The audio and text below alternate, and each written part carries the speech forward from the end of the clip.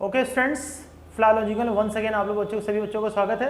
आज बच्चों आप लोगों के लिए एसएससी प्रीवियस ईयर्स के कुछ पेपर्स वगैरह बच्चों आपको सॉल्व कराए जाएंगे, जिसको बड़ा ध्यान से पढ़िएगा। जो बच्चे एसएससी का एग्जाम देने जा रहे हैं, अपकमिंग एग्जाम जैसे CHSL का है, MTS का है, उन बच्चों के लिए बहुत ही फ्रूटफुल होने वाला है बच्चों।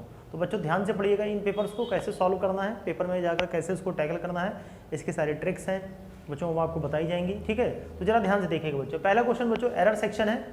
If I would have realized what a bad shape our library is in, I would have done something to arrest the deterioration.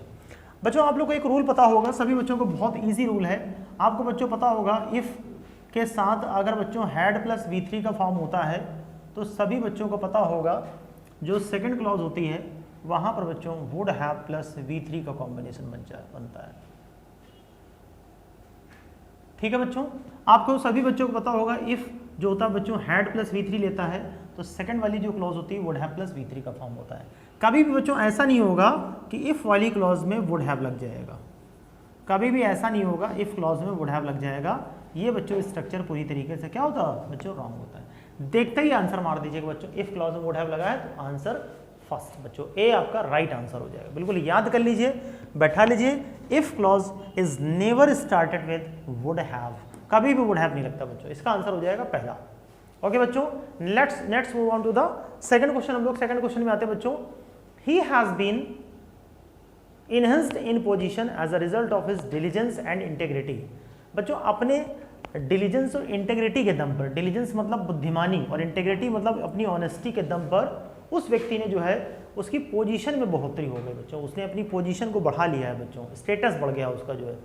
Has been नहीं होगा बच्चों, हैज़ बीन का मतलब तो उसको बढ़ाया गया है। यहाँ पर बच्चों पैसिव और एक्टिव और पैसिव का फर्क समझ में आना चाहिए। He has enhanced in position, उसने पोजीशन में वृद्धि की है बच्चों। हैज़ बीन का मतलब उसको बढ़ा दिया गया है बच्चों, उसको बढ़ाया नहीं, उसने मेहनत के दम पर अपनी पोजीशन को इंक्रीज किया बच्चों। तो ही हैज होगा, हैज बीन नहीं होगा। Answer A is the right answer. किस पार्ट में एरर है बच्चों, ए में एरर है, बीन बच्चों हटा दीजिएगा। ठीक है बच्चों, थर्ड क्वेश्चन में आते हैं। It is I who is responsible for the delay. कहता है ये मैं ही हूं जो इस डिले के रिस्पॉन्सिबल हूं, ये मैं ही हूं। इट इज आई का मतलब मैं ही हूं जो इस डिले के लिए बच्चों जिम्मेदार हूं। तो बच्चों यहाँ पर रूल क्या होता है आप लोगों को बच्चों पता होगा, जैसे हु होता है, विच होता है और दैट होता है। ठीक है बच्चों, ये आप लोगों को पता है बच्चों, रिलेटिव प्रोनाउन का काम करते हैं।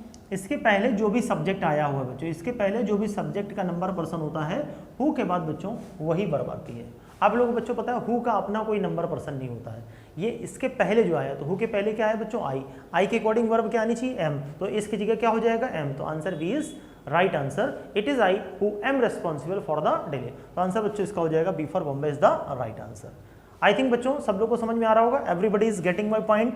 If you have any issue, if you have any problem, just let me know in the comment box में जाकर के बच्चों वहाँ पर आप कमेंट करिएगा बच्चों। कोई डाउट होगा तो आपका, ठीक है बच्चों, आपका उसको रिप्लाई मिलेगा। ठीक है, चलिए बच्चों नेक्स्ट क्वेश्चन हम लोग आते हैं। अगली एरर है, there is only one cure. ध्यान दीजिएगा बच्चों, there is only one cure, सिर्फ एक ही इलाज है टू द इविल्स, बुराइयों का, विच न्यूली एक्वायर्ड फ्रीडम, इसको newly acquired freedom produces and that cure is freedom.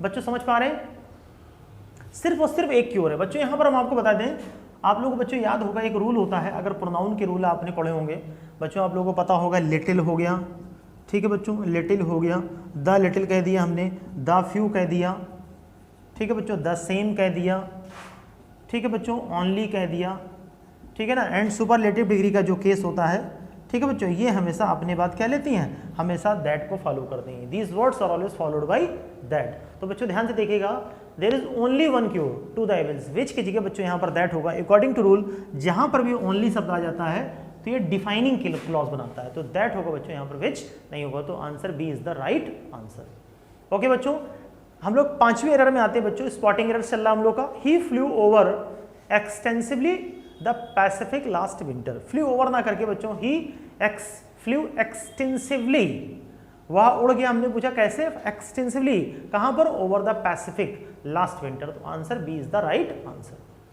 Okay बच्चों, मुझे उम्मीद है कि बच्चों ये 5 एरर्स आप लोग को समझ में आ गई होंगी। अब हम लोग बच्चों आते हैं नेक्स्ट, हम लोग इसका सेकंड पार्ट आते हैं बच्चों। ठीक है ना, ये स्पॉटिंग एरर्स का पार्ट था। उम्मीद करते हैं सभी बच्चे अच्छे समझ गए होंगे। पहला रूल क्या था बच्चों, इफ क्लॉज कभी भी वुड हैव नहीं लेता है, तो पहली एरर बच्चों वुड हैव वाली थी। सेकंड वाले में बच्चों एक्टिव और पैसिव से रिलेटेड एरर थी, बीन नहीं होगा वहां पर। थर्ड वाले में क्या था बच्चों, हु के पहले आई आएगा तो आई के अकॉर्डिंग वर्ब आ जाएगी। फोर्थ वाले में क्या था बच्चों, only is always followed by that, not followed by which. और फिफ्थ वाले में था बच्चों flu extensively over the Pacific. अब हम लोग आते हैं बच्चों सेंटेंस। ये बच्चों को जैसे क्वेश्चन है जिसमें कि हम लोग के फिल इन द ब्लैंक्स दिए हुए हैं और 4 वर्ड्स दिए हैं बच्चों वहां पर, तो इन वर्ड्स को देखना है बच्चों और सही वर्ड का चुनाव यहां पर करना है। द स्टूडेंट वॉज पनिश्ड, इसमें बच्चों करना क्या होता है, सबसे पहले आप समझिए, सबसे पहले चारों वर्ड्स का मीनिंग पता हो। चारों वर्ड्स का मीनिंग पता होने के साथ साथ फिर आपको बच्चों जो है सेंटेंस का अर्थ निकालिए, मीनिंग निकालिए और उसको एडजस्ट कर दीजिए, जैसा सेंस प्रॉपर होना चाहिए, बस आंसर आ गया। द स्टूडेंट वॉज पनिश्ड, हमने पूछा स्टूडेंट को पनिशमेंट दिया गया था, फॉर व्हाट, किस लिए, कहता फॉर हिज। अब बच्चों मीनिंग नहीं आएगी तो प्रॉब्लम, यहाँ पर आपको वोकैबुलरी का सेक्शन बहुत है। पहला वर्ड होता है बच्चों इम्पुडेंस। इम्पुडेंस मतलब होती है उसकी निर्लज्जता, उसकी ढीठता के लिए पनिश किया था। प्रूडेंस मीन्स समझदारी, सेंसिबलनेस, उसकी समझदारी के लिए। मॉडेस्टी उसकी विनम्रता के लिए पनिशमेंट दिया गया था, ऐसा तो नहीं होगा बच्चों, उसकी मॉडेस्टी के लिए उसको पनिशमेंट दिया गया था। क्लेमेंसी मतलब होता है दया भावना, तो यहाँ पर सारे बेकार हैं बच्चों, एक ही ऑप्शन है imprudence. Imprudence, the student was punished for his imprudence. Imprudence मतलब उसकी निर्लज्जता, उसकी जो अशिष्टता थी, उसकी तो मतलब जो जाहिलियत थी, उसके लिए उसको पनिशमेंट दिया गया। तो answer is the right answer. चारों मीनिंग बता रहे बच्चों, मेरा चारों मीनिंग बताने का मकसद ये है कि आपको सारे वर्ड्स के मीनिंग क्लियर हो जाए और फिर सेंटेंस को पढ़ करके आपको ये पता लग जाए कि हमको यहाँ पर सही एग्जैक्ट आंसर हमको क्या देना है। जस्ट बिल्कुल बिल्कुल बच्चों 100% करेक्ट आंसर बिल्कुल क्या होगा, इम्प्रूडेंस होगा। सारे वर्ड्स के मीनिंग अलग अलग बच्चों। स्टूडेंट को पनिशमेंट दिया गया था, आप पूछो काहे के लिए पनिशमेंट दिया, उसकी ढीठता के लिए। मॉडेस्टी के लिए नहीं होगा, प्रूडेंस के लिए नहीं होगा, क्लेमेंसी के लिए नहीं होगा। नेक्स्ट क्वेश्चन हम लोग आते हैं, my father was to push the heavy door. देखिए बच्चों ये क्वेश्चन वही बच्चे टैकल कर पाएंगे। देखिए अभी आपने स्पॉटिंग एरर्स पढ़ा, वहां पर आपको रूल्स पता होनी चाहिए, बेसिक्स पता होनी चाहिए, वहां स्पॉटिंग एरर कर लेंगे। ये question fill in the blanks के हैं, कैसे टैकल करते हैं, बहुत इजी है बच्चों। इसमें सारे वर्ड्स के मीनिंग पता हो, मीनिंग्स पता होने के साथ साथ सेंटेंस को आप मीनिंग समझ सकें, बस उसको वहां पर डाल दीजिए, आंसर आ जाएगा। पहले बच्चों मीनिंग समझिए। फेंट, एक वर्ड लिखा बच्चों फेंट। फेंट समझते हैं बच्चों, फेंट लाइट होती है। फेंट लाइट समझते हैं, कहते हैं लाइट बड़ी डिम है, ठीक है बच्चों, तो धीमी धीमी नहीं लुपलुपाती लाइट है तो फेंट होता है। और फेंट मतलब मूर्छित भी होता है बच्चों, फेंटेड, ठीक है बच्चों। फेंटेड मतलब अनकॉन्शियस स्टेट ऑफ माइंड, वो अचेत अवस्था में पाया जाता है। फेंट मतलब मूर्छित भी होती है। फीबल मतलब होता है कमजोर, फीबल माइंडेड पर्सन, जो कमजोर होता है बच्चों, फीबल, ठीक है बच्चों। फीबल माइंडेड पर्सन जिसका मानसिक और शारीरिक से जो कमजोर होता है, कहते हैं बिल्कुल डल बुद्धि का है, बिल्कुल ठीक है ना, डल बुद्धि का है, बिल्कुल डल विटेड पर्सन है, स्लो विटेड पर्सन है, तो फीबल हो गया, ठीक है बच्चों। इसके बाद बच्चों क्या है वर्ड, फ्रेजाइल। फ्रेजाइल समझते हैं बच्चों, मीनिंग जब तक नहीं पता होगा बच्चों। फ्रेजाइल मतलब होता है नाजुक, ठीक है बच्चों, क्षण भंगुर। फ्रेजाइल मतलब फ्रेजाइल, जो चीज आसानी से टूट जाए बच्चों, ठीक है ना, इजीली ब्रेकेबल, फ्रेजाइल। और फाल्टरिंग होता है, लास्ट वर्ड दिया फाल्टरिंग। फाल्टरिंग क्या होता है बच्चों, कॉन्फिडेंस। माई कॉन्फिडेंस इज फाल्टरिंग, मेरा कॉन्फिडेंस डूब रहा है, फाल्टर कर रहा है, लड़खड़ा रहा है बच्चों। देख लीजिए ऑप्शन क्या होगा, मीनिंग पता, बस आपका काम हो गया, 70% काम हमने आपका। माई फादर वॉज टू, क्या होंगे बच्चों, टू मतलब इतने ही, इतने फेंट थे, इतने मूर्छित थे या इतने कमजोर थे, to push the heavy door, कि वह भारी डोर को पुश नहीं कर सके। तो क्या होगा बच्चों, कमजोर ही तो होंगे कि फाल्टरिंग हो गए, कॉन्फिडेंस की बात तो नहीं कर रहा है। मेरे पापा इतने कमजोर थे, इतने फीबल थे, to push the heavy door, कि वो डोर को पुश नहीं कर सके। इस स्ट्रक्चर पर बेस्ड है बच्चों TWO2, और ये वाला स्ट्रक्चर है बच्चों, ठीक है ना, ये इतने कमजोर थे कि वो ऐसा नहीं कर सकते थे, तो टू फीबल होगा answer. B for Bombay is the right answer. Let's move on to the next question बच्चों। The flood damage the books so much, जब बाढ़ आई बच्चों, इसने बुक्स को इतना ज्यादा डैमेज कर दिया, दैट इट वॉज इम्पॉसिबल, कि असंभव हो गया, ठीक है बच्चों। क्या क्या करना असंभव हो गया, रिट्रीव। रिट्रीव समझते हैं बच्चों, रिट्रीवल ऑफ डेटा, डेटा को रिट्रीव करना मतलब उन चीजों को फिर से प्राप्त करना। रिट्रीव सुना होगा बच्चों कंप्यूटर की लैंग्वेज में, रिट्रीवल ऑफ डेटा, डेटा को रिट्रीव कर लिया गया मतलब उसको फिर से रिकवर कर लिया। रिट्रैक्ट क्या होता है बच्चों, वादे से मुकर जाना। रिट्रैक्ट वादे से मुकर गए बच्चों, पलट गए। और रिट्रीट मतलब क्या होता है, पीछे हट जाना। और रिट्रेस मतलब क्या हो गया बच्चों, कदम पीछे हटा लिया आपने। तो क्या होगा बच्चों, flood damage the books so much, flood ने बुक्स को इतना ज्यादा डैमेज कर दिया था, ये इम्पॉसिबल हो गया था उनको रिट्रीव करना, मतलब उनको फिर से रिकवर करना बड़ा मुश्किल हो गया था। A is the right answer बच्चों, ठीक है। Let's move on to the next question. His bungalow, bungalow समझते हैं बच्चों, बंगला, जिसको बंगला नहीं बोलते बच्चों, बहुत सारे बच्चों को स्पेलिंग नहीं पता होगी, बंगला हिंदी में बंगला बोलते हैं, लेकिन इंग्लिश में स्पेलिंग क्या होता है, बुंगालो, इंग्लिश में स्पेलिंग होती है बुंगालो, बुंगालो मतलब बेंगलो। ठीक है बच्चों, इसकी इंग्लिश स्पेलिंग होती है बच्चों, ध्यान रखिए जिन बच्चों को ना बताओ इंग्लिश, हिंदी में बंगला, इंग्लिश में BUNGALOW, बुंगालो मतलब बंगला, बेंगलो। ठीक है बच्चों, तो वेंट थ्रू, ठीक है बच्चों, उसके जो बंगले का जो है वेंट थ्रू मतलब गुजरा। अब मेक अप होगा कि मेक ओवर होगा या मेक फॉर होगा, मेक आउट होगा। बच्चों फ्रेजल वर्ब है, आप लोगों को बच्चों सब मीनिंग पता होना चाहिए। आप लोगों ने बच्चों मेक ओवर का नाम सुना होगा, कहते हैं कंप्लीट मेक ओवर कराया जाता है यहाँ पर, हमारे यहाँ पर कंप्लीट मेक ओवर कराया जाता है। कंप्लीट मेक ओवर का मतलब पूरी तरीके से बंगले का क्या हो गया बच्चों, पूरी तरीके से नया बनाया गया, उसको जीर्णोद्धार कराया गया। ठीक है बच्चों, उसको रिनोवेट किया गया, तो मेक ओवर होगा बच्चों, मेकअप नहीं होगा। मेकअप तो पूरा करना होता है, मेकअप मतलब कंप्लीट करना। ठीक है बच्चों, मेकअप नहीं करते हैं मतलब पूरा करते हैं आपको जो है, और मेक आउट समझना होता है, तो मेक ओवर होगा, कंप्लीट मेक ओवर। ये सुना होगा बच्चों, अगर आपको ना याद हो तो ध्यान रखिएगा, यहाँ पर कंप्लीट मेक ओवर चलता है। क्या चलता है बच्चों, complete make over. Complete make over पूरी तरीके से यहाँ पर आपको बदल के भेजा जाएगा। ठीक है बच्चों, शादी बारात नहीं होता, दूल्हे को ले जाया जाता है, बिल्कुल पूरा चेंज करके भेजा जाता है, ताकि जो है कोई उनको रिजेक्ट ना कर पाए। ठीक है भाई, तो मेक ओवर हो जाएगा।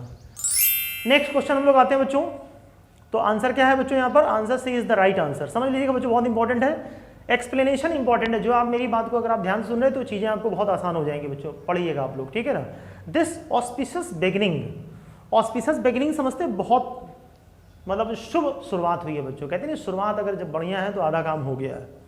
दिस ऑस्पिशियस बिगिनिंग, अब ऑप्शन देखिए, पहला ऑप्शन दिया अट्यून। अट्यून मतलब समझते हैं ट्यून, अट्यून ट्यूनिंग में काम करना है, किसी के साथ मिल करके काम करना, अट्यून।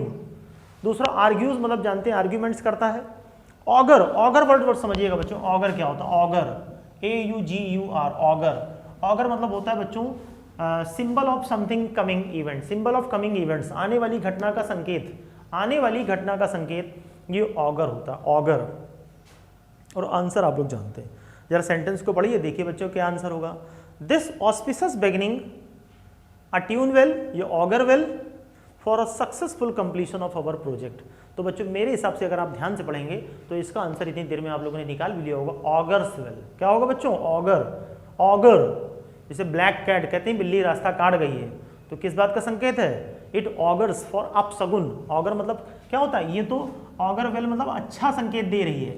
एक बच्चों वर्ड होता है ओमेन, ओमेन इसे नहीं कहते बैड ओमेन, बैड ओमेन मतलब बच्चों अपशगुन है।